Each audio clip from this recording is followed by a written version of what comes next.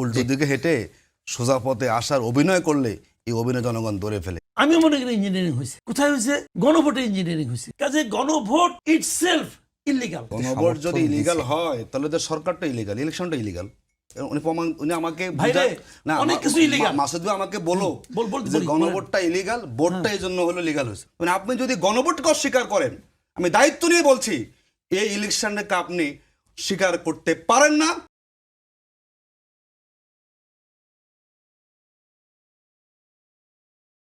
বাংলাদেশের রাজপথ এখন আন্দোলনের জন্য প্রস্তুত না, বাংলাদেশের মানুষও প্রস্তুত না। তাহলে এটা বিরোধী দল করতেছে কেন? তাদের তো কিছু একটা করতে হবে, তারা সেটা করতেছে। তারা যে সরকারের এই পদক্ষেপগুলোকে পছন্দ করছে না সেটা জানান দেওয়ার জন্য করছে। রাজপথে করা মানে তো এই না যে সংসদে চুপ করে আছে, ওখানেও করছে, সংসদের ভিতরেও করছে, বাইরেও করছে। এবং বাংলাদেশের এটা একটা ট্র্যাডিশন যে রাজপথে আন্দোলন করা। তবে এটা নিয়ে ওনারা খুব বেশি মাতামাতি রাজপথে করবে এটা আমি মনে করি না, কারণ এটা করতে গেলে কোনো কাজ তো খুব একটা হবে না। কাজে এটা ভেতরেই করতে হবে, এবং এটার যে কি ফলাফল হবে সেটা তো আমরা কিছুটা টের পাচ্ছি। যেমন ধরেন এই যে তারা আন্দোলনের কথা ঘোষণা করছে, বলছে, এতে যে কিছুই কাজ হয়নি তাও কিন্তু আমি মনে করি না। কারণ ওনারা যখন এই অধ্যাদেশগুলোকে বাতিল করে দিল, বাতিল করে দেওয়াতে প্রথম কিন্তু ওনারা বলে নাই যে আমরা খুব শীঘ্রই বিল আকারে আনবো। যখন ওরা আন্দোলন করছে, হইচই করা শুরু করছে, তখন এখন বলতেছে আমরা বিল আকারে আনবো। হয়তো আনবে, আনলেও কি আনবে কে জানে। আমি নিজে বিশেষ করে আপনার যেগুলি বাতিল করা হয়েছে, যেগুলো রহিত করা হয়েছে, বিশেষ করে আপনার মানবাধিকার কমিশন অথবা বিচার বিভাগীয় যেগুলো করা হয়েছে, গুমেরও করা হয়েছে অধ্যাদেশগুলো, আমি সরকারের এই পদক্ষেপে হ্যাপি না, আমার কাছে এটা ভালো লাগে না। এটা তাদের উচিত হয়নি, এবং এটা তাদের হয়তো এখন চাপে পড়ে তারা কি করবে আমি জানি না, কিন্তু তাদের নিয়তটা কিন্তু আমরা টের পেয়ে গেছি। মানবাধিকার কমিশনটা কি করছে বলেন তো আপনি? এখানে যে মানবাধিকার কমিশনে যেটা করছে এটাকে আমি বলবো যে এটা একজন ইয়ার কি করছে মানুষের সঙ্গে। ওনারা প্রথমে এটা বাদ দিয়ে দিল, বলে এটাকে রহিত করা হলো। এখন দেশ তো মানবাধিকার কমিশন ছাড়া থাকতে পারে না, একটা শূন্যতা হবে। অতএব 2009-এরটা আবার চালু করলো। 2009-এরটা মানে হাসিনারটা। অন্তর্বর্তীকালীন সময়টা ভালো লাগলো না, হাসিনাটা ভালো লাগতেছে। একটা সমাধান করা ইস্যু, জুলাই সনদ হলো, তার আইনি ভিত্তি হলো, এবং মানুষ সেখানে গণভোটের 70% তার ম্যান্ডেট দিয়েছে। সরকারের দরকার ছিল সদিচ্ছা থাকলে এগুলো নিয়ে কোনো বিতর্ক তৈরি না করে পার্লামেন্টে বিল আকারে উপস্থাপন করা। কিন্তু আমরা দেখলাম সরকার যে কয়টা বিল অনুমোদন করিয়েছেন তার সাথে সংস্কারের কোনো বিষয় খুব বেশি নেই। যেই 16-17টা অধ্যাদেশ নিয়ে দীর্ঘ সময় আলোচনা হয়েছে, আমরা ঐক্যমতে পৌঁছেছি, সেগুলো কিন্তু সরকার এখন বিল আকারে নিয়ে আসে। তারা ল্যাপস হয়ে গেছে সেটি। এখন পর্যন্ত কি মনে হয় সরকারের সদিচ্ছা বোঝা যায়? আমাদের জুলাই বিপ্লবের পরে জনগণেরই দাবি উঠেছে যে আমরা রাষ্ট্রটাকে মেরামত করতে চাই, সংস্কার করতে চাই। যার জন্যই তো সংস্কার কমিশন হয়েছে, অনেকগুলো সংস্কার কমিশন গঠিত হয়েছে। সেখানে রাজনৈতিক দলগুলো সেখানে সম্পৃক্ত ছিল এবং তারা ঐক্যমত পোষণ করে স্বাক্ষর সেখানে করেছে। তো যেই জুলাই সনদে আপনি স্বাক্ষর করেছেন অক্ষরে অক্ষরে পালন করবেন, আবার যেই জুলাই সনদের ভিত্তিতে জনগণ গণভোটে রায় দিয়েছে সেই গণভোটকে আপনি অশ্রদ্ধা কেন করবেন? দেখুন, যেটি মাসুদ কামাল ভাই বলেছেন যে জনগণ প্রস্তুত না, জনগণকে প্রস্তুত করার দায়িত্ব তো আমাদেরই। এই জন্য তো আমরা এখন কর্মসূচি দিচ্ছি, আমরা সেমিনার করছি, আমরা লিফলেট বিতরণ করছি। আমরা তো দূরেই তো কোনো কঠিন কর্মসূচি দিই নেই যে হরতাল অবরোধ কাল থেকে শুরু হয়ে যাবে। আমাদের দায়িত্ব জনগণের কাছে যাওয়া, জনগণকে বোঝানো যে সরকার এই 51% মানুষের সমর্থন পেয়ে তারা যে উল্টো দিকে হাঁটা শুরু করেছে। জনগণের দাবি ছিল সরকার সঠিক পথে চলবে। আমরা দেখলাম সরকার জনগণের মূল ইস্যুকে আড়াল করার জন্য ওনারা এখন কার্ড খেলতেছেন। এত পরিমাণ কার্ড বাংলাদেশে দেওয়া হবে, এই কার্ড বহন করার জন্য একজন আলাদা কর্মচারী নিয়োগ করতে হবে, কৃষক কার্ড, ফ্যামিলি কার্ড।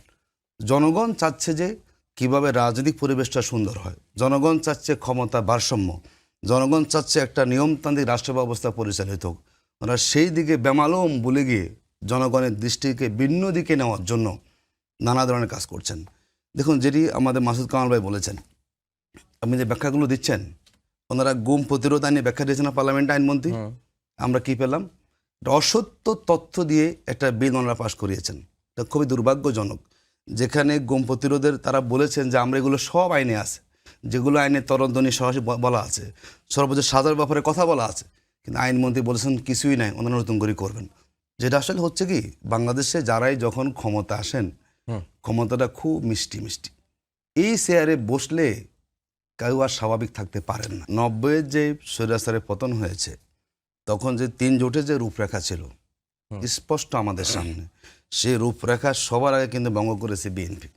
এই যে কেয়ারটেকার সরকার তারা করবেন বলেছে না, এখন যেভাবে ওনারা জুলাই সনদ নিয়ে ব্যাখ্যা দিচ্ছেন, একই বয়ান তারা তখন দিয়েছেন, কিন্তু শেষ পর্যন্ত ওনারা কিন্তু বাধ্য হয়েছেন কেয়ারটেকার সরকারটা মানতে, এবং তার বিনিময়ে কিন্তু আওয়ামী লীগ ক্ষমতা চলে এসেছে।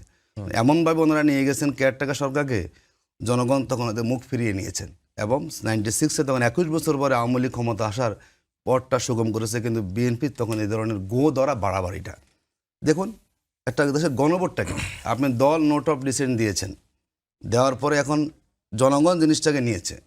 যেই জনগণ দেশের স্বার্থে আপনার এটাকে তারা সমর্থন করেছে, এখন গণভোট উপরে না বিএনপি একটা দলের নোট অফ ডিসেন্ট উপরে দিতেই পারে। একটা দল তো তার একটা অবস্থান ব্যক্ত করতেই পারে, কিন্তু গণভোট যখন হয়ে যায়, দেখুন আপনি যা নতুনত্ব আনতে চান, গণভোটের রায়কে বাদ দিয়ে নতুনত্ব আনা যাবে না। যে আপনাকে আরেকটু দায়িত্ব নিয়ে বলি, গতকালকে আমাদের প্রধানমন্ত্রী বলেছেন যে অক্ষরে অক্ষরে পালন করবেন। এটি কেন বলছেন? কারণ জনগণ ইতিমধ্যে ধারণা তৈরি হয়েছে ওনারা এটি বাস্তবায়ন করবেন না। এখন জনগণকে আবার একটু বোঝানোর জন্য বলছেন। আমি যদি আপনাকে বলি, ওনারা মাঝে মাঝে বলেন যে আমরা 31 দফা, বলেন এটি যে আমাদের সব 31 দফাতে আছে। তো 31 দফার প্রথম যে দফাটা সংবিধান সংস্কার কমিশন গঠন, বলুন তো, এই যে সব জায়গায় সংস্কার রিফর্ম কথা বলা আছে, রিফর্ম করার জন্যই তো গণভোটটা হয়েছে।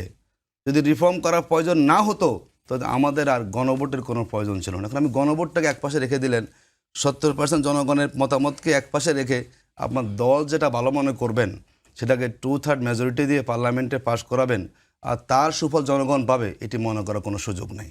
দেখুন আমাদের সুপ্রিম কোর্টের সচিবালয়ের ব্যাপারে নোট অফ ডিসেন্ট দেন নাই, বাদ করলেন কেন? এটা পুলিশ কমিশন অধ্যাদেশ বাদ করলেন কেন?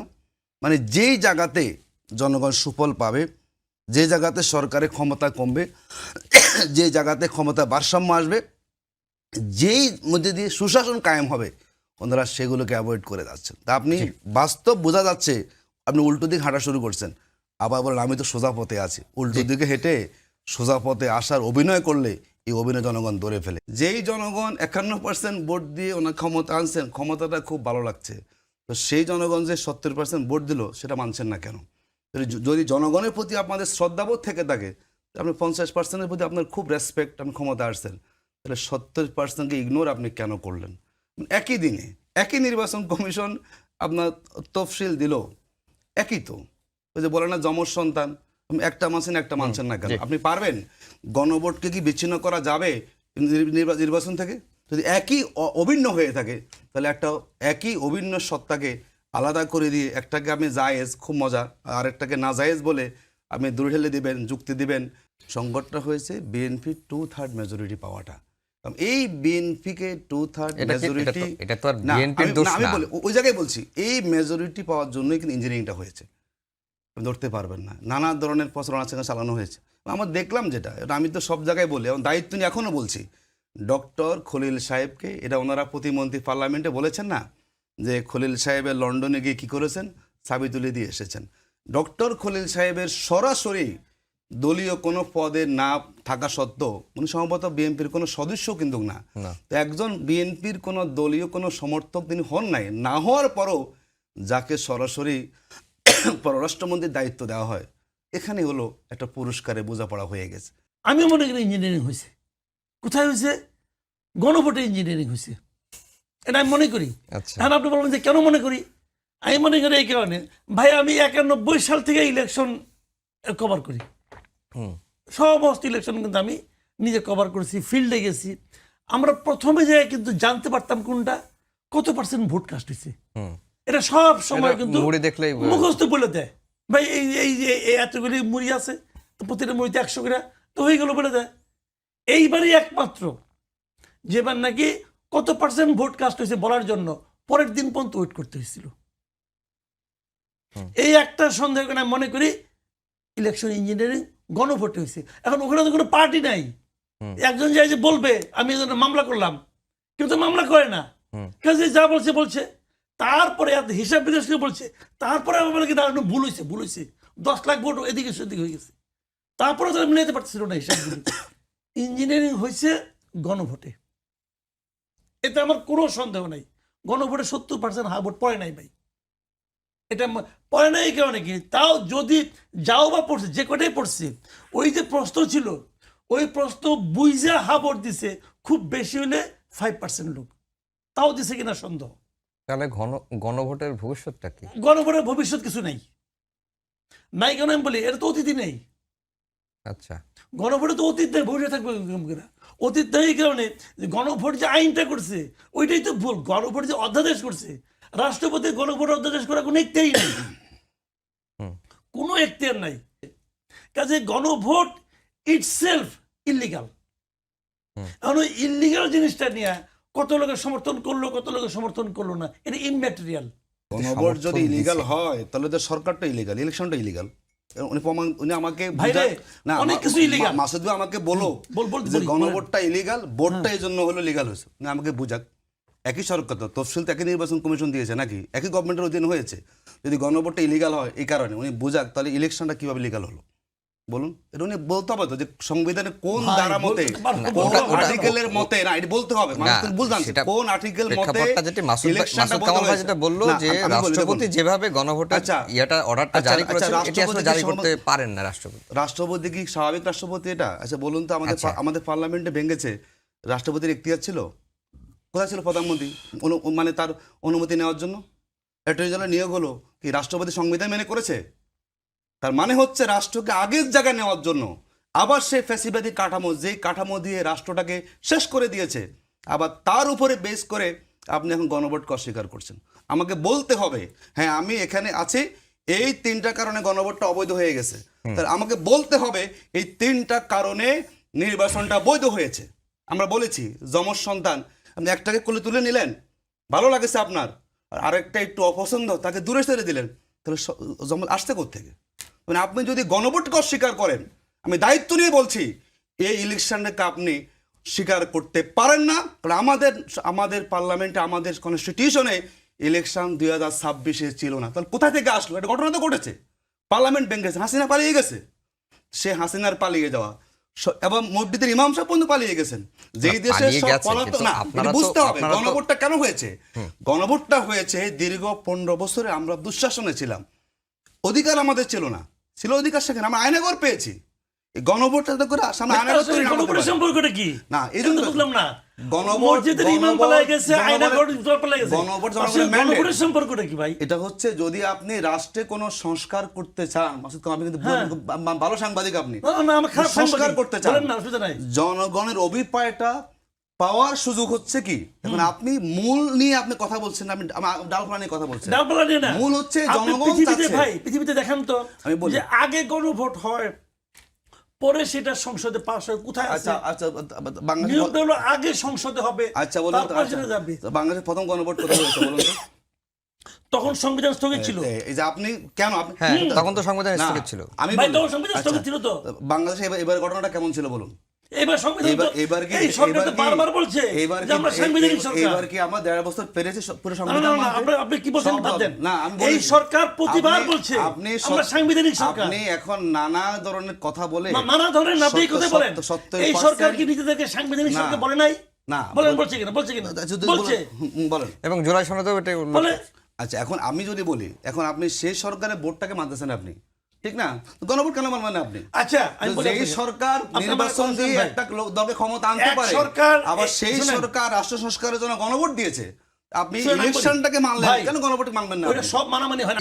গণভোট যদি ইলিগাল হয়ে থাকে, ইলেকশনটা ইলিগাল, যদি এটাকে আপনি ইকুয়াল না মানেন, তাহলে বুঝবো যে আপনি গণভোট হবে। আমি ইলেকশন মানে ক্ষমতা আসলাম, আপনি এটাকে জায়েজ মনে করছেন, আর একই ইলেকশনে গণভোট কেন স্বীকার করলেন?